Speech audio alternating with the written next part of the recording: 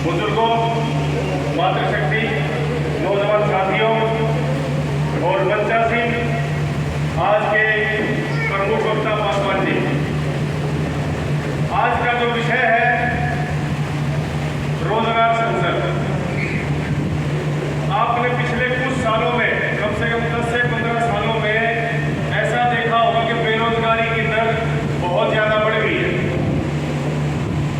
उसके पीछे अब आज ये कहते हैं फलानी सरकार का हाथ है या उस सरकार का हाथ है, ये भी गलत होगा।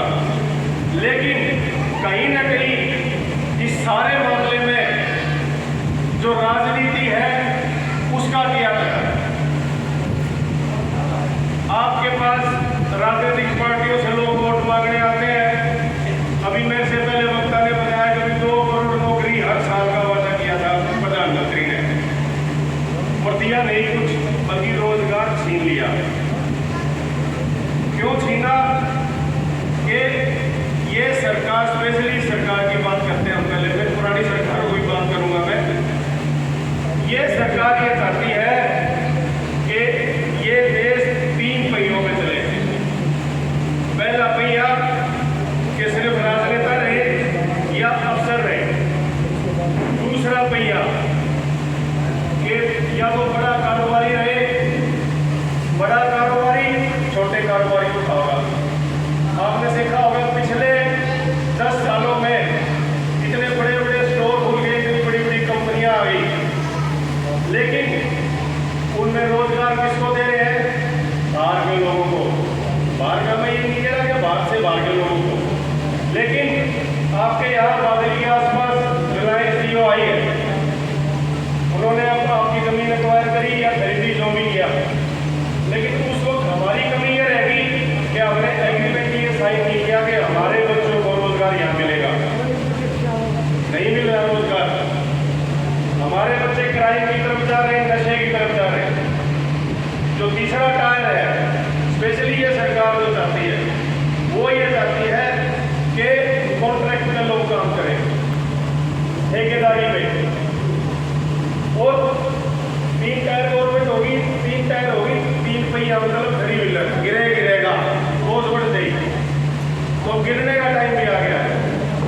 अगली बात जो इसको लेकर मैं आपसे कहना चाहता हूँ कि जो 3 टायर गवर्नमेंट है उसने आगे और भी गलत काम कर दिया कि आपके यहाँ सुना हुआ कुशल रोजगार योजना यहाँ चालू कर दी।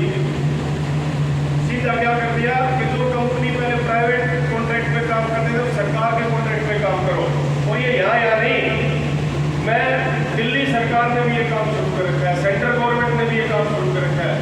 मैं आपकी जानकारी के लिए बता दूं, श्याम जी अगर यहाँ बैठे हो तो दिल्ली गवर्नमेंट जहाँ आम आदमी पार्टी की सरकार है, वहाँ उन्होंने भी एक कुशल रोजगार योजना जैसी एक योजना शुरू कर दी और सारा काम कॉन्ट्रैक्ट पे करना शुरू कर दिया। अब आपके यहाँ देखा होगा कि जो भी सरकारी नौकरी से रिटायर हो गया आता है, उसकी जगह नया सरकारी नौकर नहीं लगता, कॉन्ट्रैक्ट में भर्ती कर लेते हैं, और वो भी 10 में 1। अगर 10 आदमी रिटायर हुए तो उसकी जगह 1 लगेगा। तो रोज बेरोजगारी तो बढ़िया बढ़नी है।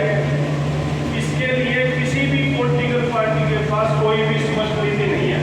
पासवान जी बताएंगे आगे इस बात को, क्योंकि ज़्यादा इनको पता, आप तो मोटी मोटी बात बता सकते हैं। किसी के पास कोई स्पष्ट नीति नहीं है।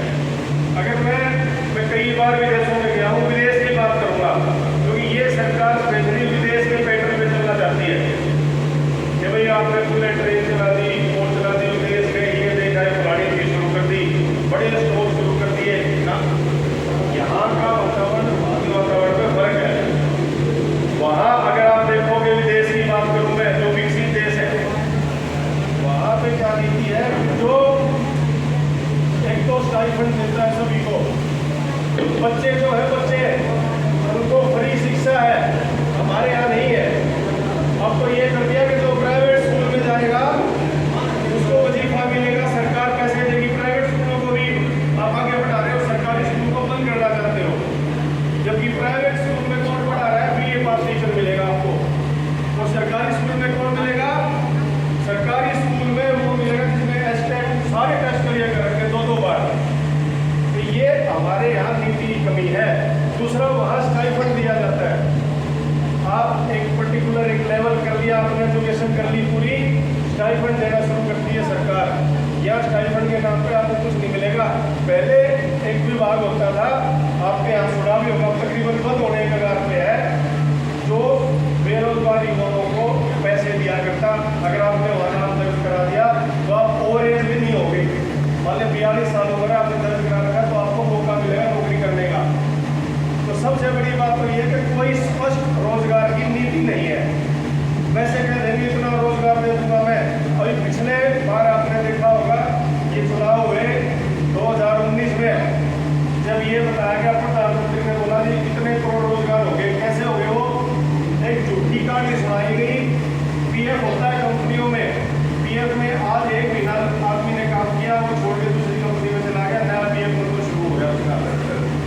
तो पीएफ ने आधार पे डाटा पेश कर दिया, वो डाटा पेश किया कि इतने करोड़ लोगों को हमारी सरकार के दौरान रोजगार मिला। तो क्या ये बात सही है? ये बराबर होता है।